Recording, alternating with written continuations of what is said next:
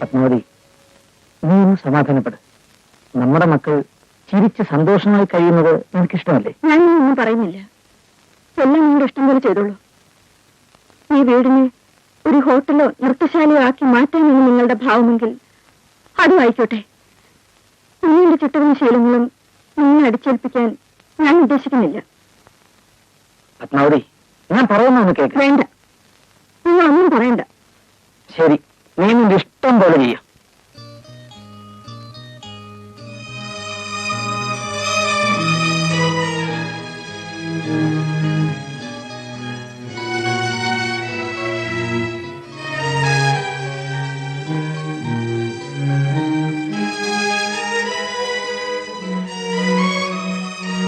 ഞാൻ എന്തിനാണ് നിങ്ങളെ വിളിപ്പിച്ചതെന്ന് നിങ്ങൾക്ക് മനസ്സിലായി കാണും.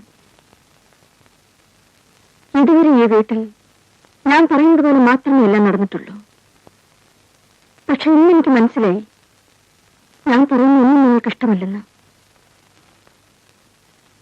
ഇന്നുവരെ ഈ വീടിനെ കുറിച്ചും എന്റെ മക്കളെ കുറിച്ച് ഓർക്കുമ്പോൾ എനിക്ക് അഭിമാനവും സന്തോഷവുമായിരുന്നു. പക്ഷെ ഇന്നെല്ലാം നഷ്ടപ്പെട്ടു.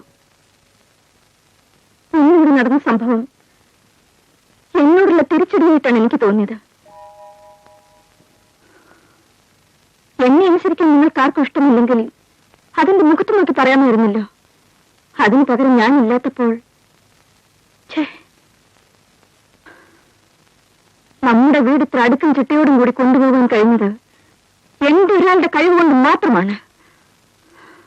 ഞാൻ ഇത്രയും കർശനമായിരുന്നില്ലെങ്കിൽ രോഗിയും നിങ്ങളുടെ അച്ഛൻ ജീവിച്ചിരിക്കില്ലായിരുന്നു. നിങ്ങൾ രണ്ടുപേരും സദാസമയം ക്ലബും ചീട്ടുകളുമായി ജീവിതം നശിപ്പിക്കുമായിരുന്നു. നീ ഒരു ഡോക്ടർ ആവില്ലായിരുന്നു. ദാ ഇവൻ പഠിപ്പ് നിർത്തി സിനിമാ ഭ്രാന്ത് പിടിച്ച് എവിടെയെങ്കിലും അലിഞ്ഞു തിരിയുമായിരുന്നു. ഞാനിങ്ങനെ കടുംപിടുത്തം പിടിച്ചതുകൊണ്ടാ കൃത്യസമയത്ത് ഭക്ഷണം കഴിക്കാനെങ്കിലും നിങ്ങൾ എല്ലാവരും ആ ഡൈനിങ് ടേബിളിലോട്ട് വന്നിരുന്നത്. അതൊക്കെ നമ്മുടെ കുടുംബത്തിന് നിങ്ങൾക്ക് വേണ്ടി മാത്രമായിരുന്നില്ലേ? പക്ഷെ നിങ്ങൾക്ക് തോന്നിയത് അതെല്ലാം ഒരുതരം അടിമത്തമായിട്ടാണ്.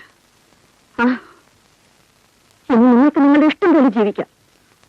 മമ്മി, ഞങ്ങൾ എന്തെങ്കിലും തെറ്റ് ചെയ്തിട്ടുണ്ടെങ്കിൽ ഞങ്ങളോട് ക്ഷമിക്കണം. എനിക്കൊന്നും കേൾക്കണ്ട.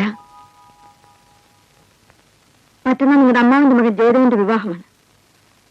ഞാൻ പറഞ്ഞിട്ട് ടിക്കറ്റ് ബുക്ക് ചെയ്തത്.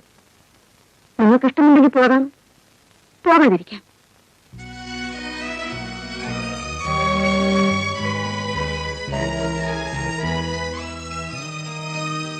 ആന്റി,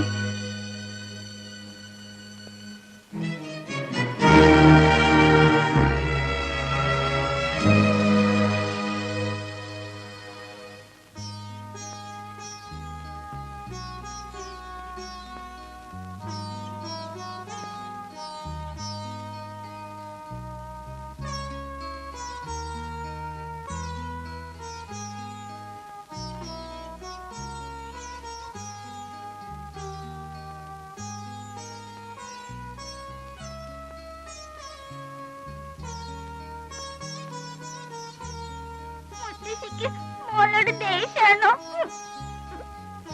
മോളിനോട് തെറ്റും ചെയ്യില്ല.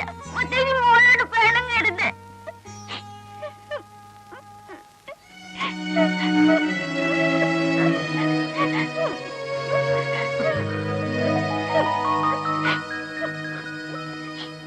വിഷമിക്കാതിരിക്കും മഞ്ജു, എല്ലാം ശരിയാകും.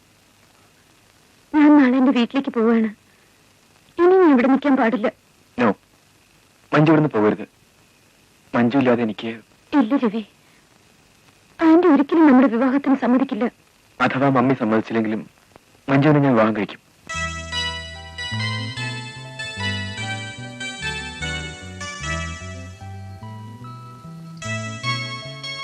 നാളെ ഞങ്ങളെല്ലാം അമ്മാവന്റെ മകന്റെ വിവാഹത്തിന് കണ്ണൂർക്ക് പോവുകയാണ്. വിവാഹം കഴിഞ്ഞ് വന്നിട്ട് മമ്മിയുമായി എല്ലാം സംസാരിച്ച് ശരിപ്പെടുത്താം. ഞാൻ വരുന്നതുവരെ മഞ്ജു ഇവിടെ തന്നെ ഉണ്ടാകണം.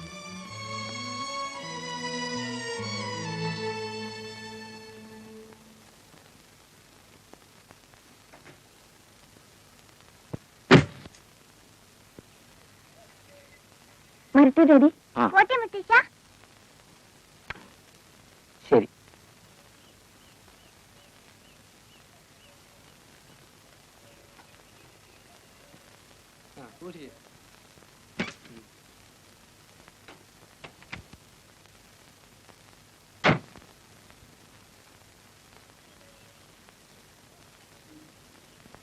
ഡാഡി പോയിട്ട് വരട്ടെ ഡാഡി. പോയിട്ട് വരട്ടെ. വരട്ടെ ഡാഡി.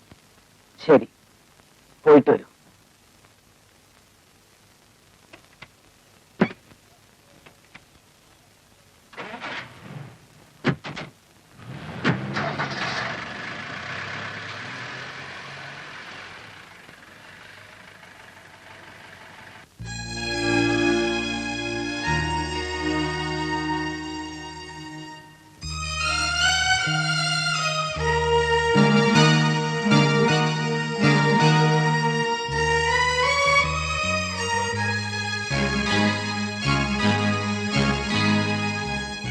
എടോ ഗേൾഫ്രണ്ടേ, തനിക്ക് എന്ത് പറ്റിയിടോ?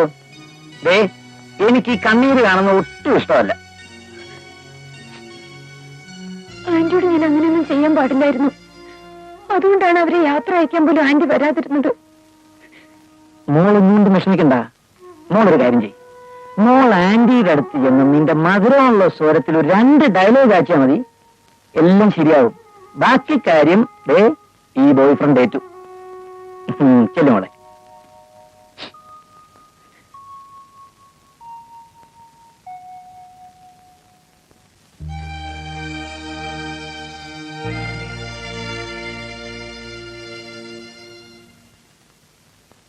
ആന്റി,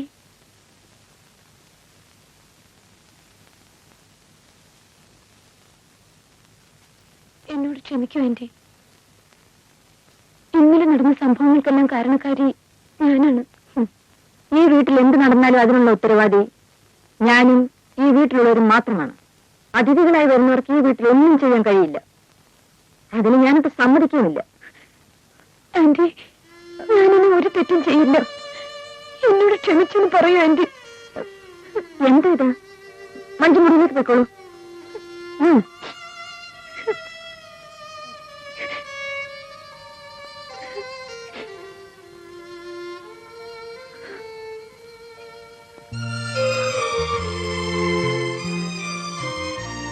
മക്കളൊക്കെ പോയപ്പോ വീട് ഉറങ്ങിയതുപോലെയായി അല്ലേ പത്മാവതി? അവരെല്ലാവരും കൂടെ ഉറങ്ങിപ്പോന്ന് കണ്ടപ്പോ മനസ്സിനെന്തോ ഒരു പ്രയാസം. മനസ്സിന് കൂടുതൽ ശക്തി ഉണ്ടാക്കാൻ ശ്രമിക്കുന്നത് നല്ലതാണ്. അവരോരോരുത്തര് അവരവരുടെ കാര്യങ്ങൾ നോക്കി വീട് വിട്ടിറങ്ങി പോകുമ്പോൾ ചിലപ്പോൾ നിങ്ങൾക്ക് താങ്ങാനാവില്ലെന്ന് വരും. നീ എന്താ പത്മാവതി പറയുന്നത്? സംഭവിക്കാനുള്ള എല്ലാം സംഭവിച്ചു. അവർ കുട്ടികളല്ലേ, പക്വതയും വിവരവുമുള്ള നമ്മളല്ലേ അതൊക്കെ ക്ഷമിക്കേണ്ടത്. നീ അതൊക്കെ അങ്ങ് മറന്നേക്ക്. കഴിഞ്ഞതൊന്നും എനിക്ക് മറക്കാനാവില്ല.